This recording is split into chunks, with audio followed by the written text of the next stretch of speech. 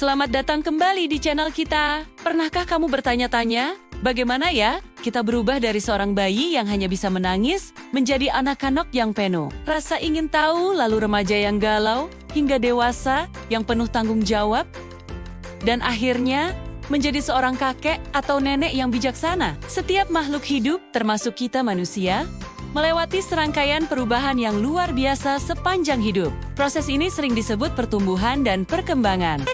Jangan salah, keduanya itu beda loh. Pertumbuhan itu soal perubahan fisik yang bisa diukur, seperti tinggi dan berat badan kita. Sedangkan perkembangan itu lebih ke peningkatan kemampuan. Misalnya dari yang tadinya cuma bisa bergumam, jadi bisa pidato di depan umum. Memahami tahap-tahap ini penting banget. Apalagi buat kalian para pelajar. Ini bukan cuma nambah ilmu biologi, tapi juga bantu kamu ngerti perubahan yang kamu alami sekarang, terutama di masa remaja. Yuk, kita kupas tuntas 5 fase utama kehidupan manusia setelah lahir. Perjalanan hidup kita secara umum dibagi jadi 2 fase besar.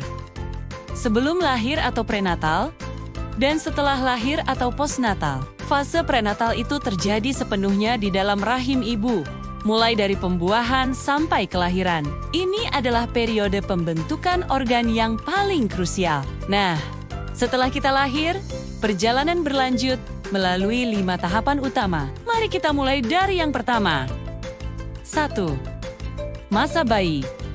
Dari lahir hingga usia 2 tahun. Ini adalah fase di mana pertumbuhan fisik kita paling meledak-ledak. Awalnya, bayi cuma bisa nangis dan tidur. Tapi coba lihat, dalam hitungan bulan, kemampuannya melesat. Usia 3 bulan, bayi sudah mulai bisa membalikkan badannya. 6 bulan kemudian, mereka biasanya sudah bisa duduk sendiri. Lalu di usia 8-10 bulan, mereka mulai merangkak, menjelajahi dunia kecilnya. Puncaknya, antara 12-18 bulan, bayi mulai bisa berjalan sendiri. Ini adalah lompatan besar menuju kemandirian.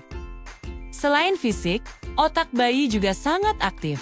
Mereka mulai kenal wajah orang tua, merespons suara, dan membentuk ikatan emosional. Rasa aman dan kasih sayang di masa ini adalah fondasi untuk seluruh perkembangan psikologis di masa depan. Tahap kedua, masa anak-anak. Dari usia 2 tahun sampai menjelang pubertas. Fase ini bisa kita bagi lagi jadi 2. Pertama, masa balita. Dari usia 2-5 tahun. Di sini, perkembangan bahasa sangat menonjol. Anak-anak mulai bisa bicara dalam kalimat lengkap dan rasa ingin tahu mereka luar biasa besar. Mereka juga mulai belajar bersosialisasi dengan teman sebaya. Selanjutnya, masa usia sekolah. Dari 5 tahun sampai remaja.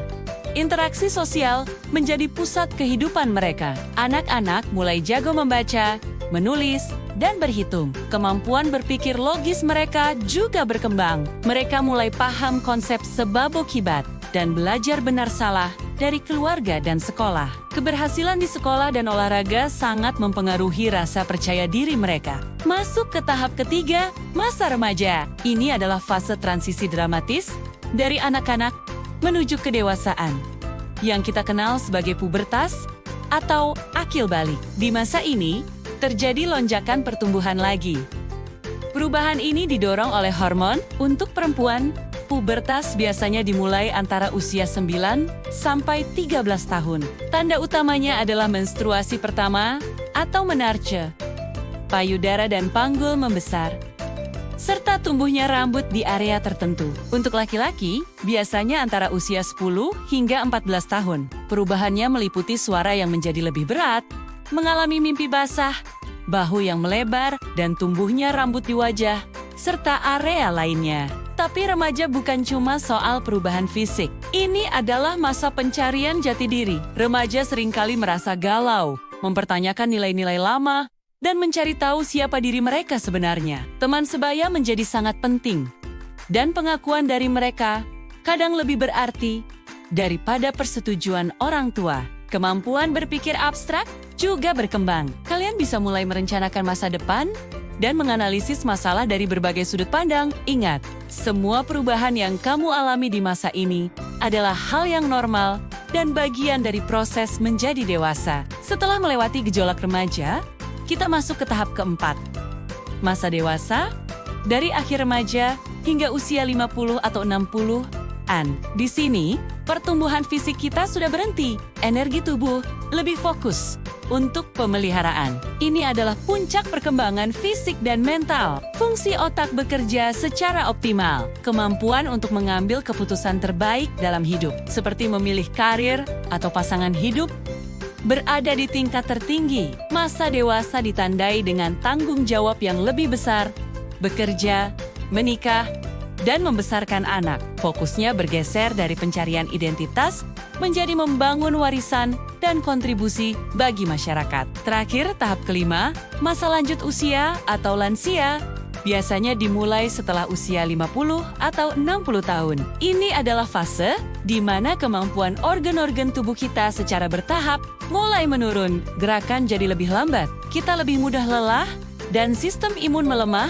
membuat lansia lebih rentan terhadap penyakit. Pada wanita, terjadi menopause, yaitu berhentinya siklus menstruasi. Lansia butuh istirahat yang cukup, gizi yang baik, dan aktivitas fisik ringan untuk menjaga kondisi tubuh. Secara psikologis, masa lansia adalah waktu untuk merefleksikan hidup. Banyak yang mencapai keseimbangan emosi dan kebijaksanaan yang luar biasa. Meskipun beberapa mungkin mengalami penurunan daya ingat, mereka mengambil peran baru sebagai kakek nenek dan menikmati waktu luang setelah pensiun. Dukungan keluarga menjadi sangat krusial di masa ini. Jadi, itulah 5 tahap utama perkembangan dan pertumbuhan manusia setelah lahir. Perjalanan yang menakjubkan, bukan?